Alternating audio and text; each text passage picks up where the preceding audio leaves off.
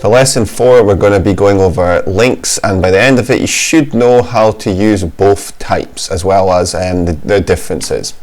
So a hyperlink consists of two parts. We've got the anchor and the link itself. So the anchor is the A. A stands for anchor, and that's just what the tag we're using for HTML. So we're saying we're embedding like how an anchor embeds a ship, I guess. We're embedding this website, this link to this other website into our website. So we've got A here, and then you just close the A tag at the end. Added on to the anchor is the link you're actually going to go to. So you do href, which stands for hyperreference, and it's just the website or the web page that you want to be redirected to. The last bit, the bit that if you look carefully, you're actually surrounding you're actually using the A's to surround with, is what you're going to see on screen. So this is going to be behind the scenes. You're not going to see Google or anything, but www.google.com, but you will see this, whatever you write here. If you write Google or just whatever you write, that's what's going to appear on the actual website. So that is the link text. There's two different types. There's external links, sometimes known as absolute links. Now these names are important because they do sometimes get referred to this. I don't think there's really an easy way to remember this absolute one, but the internal one might be a bit easier to remember, because an internal link is also known as a relative link. So I like to think it's like relatives are, well, they're people close to you. These are web pages that are close to your website. So an internal link is just going to be different web pages you've made, and you're linking them together to make one website. So and normally they're all going to be related by one topic. That's how I like to think about it anyway. I just give a bit more meaning to that word relative, just so you remember it. And how you make an internal link is you, in your quotes, you just write the name of the file. So you'll see the file on the left, the border on REPL. We'll look at that in just a minute. And you just write the name of it, and then inside the tags, you just write what you want to appear, on your HTML site. So if you want Barry's page to load up, then that's what will pop up. Or you can write, well, you can write anything you want. You can just write Barry's, but what I'm trying to say is it won't say berries.html unless you write berries.html here. External links, that's what we just looked at 2 seconds ago. The only difference is it links to a website that is already hosted on the internet. So as you can notice, we don't really have .com here, and that's because this website isn't on the internet yet, where this one is. So it goes to a completely different website, an external place, if you will. So that's kind of the theory behind it. Probably would make more sense if I just go over in a quick example how to do it. So if we go to Teams and then National 4.5 Computing and go down to links here, and then there's quite a lot of files here. Now, just one thing before I even get into how to do links and that, just be aware that I've made multiple folders here just to keep things neat. Now, in the finished examples, that's just the finished pages that we're going to be making. It's something for you to reference. You don't need to use these in your code or anything. It's just something for you to look at so you know what your page is meant to look like. Images, those are the actual images we're going to be using. And if you've watched the previous video, remember that, where is it? When you're linking the image, if they're in a folder, which these ones are, it's the same images, so you can even just copy and paste this here. You need to do images / and then the name of the image. If you don't do that, it won't be able to, the code won't be able to find it. Right, so those are the two folders, and we've got 3 different web pages. Index is your home page. There was no way to rename that. That's just what REPL names it anyway. And then we've got 2 more pages, carrots, which is completely blank, and then potatoes, which has been started just a little bit.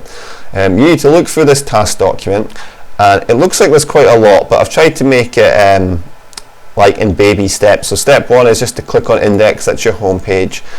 Task 1 is to add an external hyperlink linking to a site of your choice about vegetables. So find any site about vegetables, healthy vegetables or whatever. We'll just quickly have a look here. Let's go for this. And then if you just Control-C that, or right-click and copy, and we want to go to this and write. So you do your little arrow and you go A, and then href stands for hyperreference. It even recommends it there. And you go equals, and you have to remember to open the quotes. I did it once there and it actually closed it off for me. Copy and paste what you've got there, and then we close that, and then this is the bit where you write what you want to show up. So I'm just going to write, well, what have I done in my finished example? Healthy vegetables. What an original name. So let's just write that. Healthy vegetables.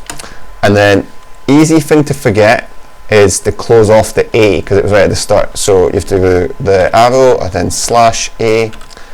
And if we run that, hopefully this will work. Healthy vegetables. Oh wait, it's just security, right? Okay. So yeah, the link actually does work, but my web browser thinks it's suspicious. You'll just have to take my word for it. I think maybe if we go open a new tab, that might work. Yeah.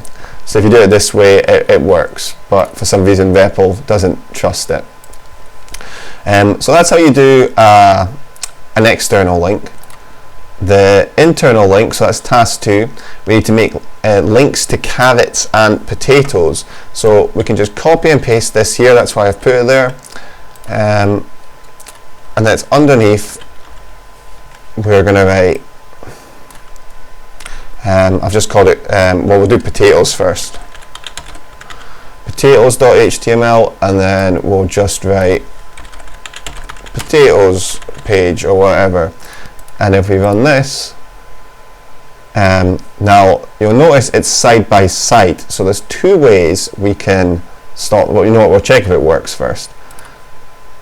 Potatoes. Have I misspelled potatoes? Potatoes. Why do the quotes look weird? I just realised. Alright, something to be aware of. If you copy and paste, for some reason the quotes come out weird, and then they don't go yellow. So if you've got that issue, that's what to do. Just delete the quote and add it back in and it'll fix it. Click on that. Yeah, there's the potatoes page. It's not done yet, and that's what you've got to do after. Right, so we've got the potatoes page, and I've kind of lost my train of thought. Yeah, and that's it really. It just links to the potatoes page, and then you have to go on to the potatoes page tasks, where you need to make a link going back to the home page. So remember, I'm not going to do all of it. Remember the home page is called index, so just link it to index after. And then I want you to, if you look at this finished examples, add the images. The images are here, and then add this text and put some of the words in italics here, and just make it look exactly the same. So it's a bit of a vision while we're going over links. Same with the last task is for the carrots page. It's really just make it look like this. So you've got two images here, and then you've got your text, and then you've got a link back to the home page. You want to make sure every one of your pages has a link back to the home page, otherwise it will be a stranded web page. It will be deserted basically. You'll never be able to get back. It's just a good habit to get into a web design, is to always make a way to get back to your home page. Usually it's like the logo in the top left or whatever. For now, we're just going to keep it as a little bit of text at the bottom. That's good enough for now. Right, hopefully this video was useful. Right, thank you for watching.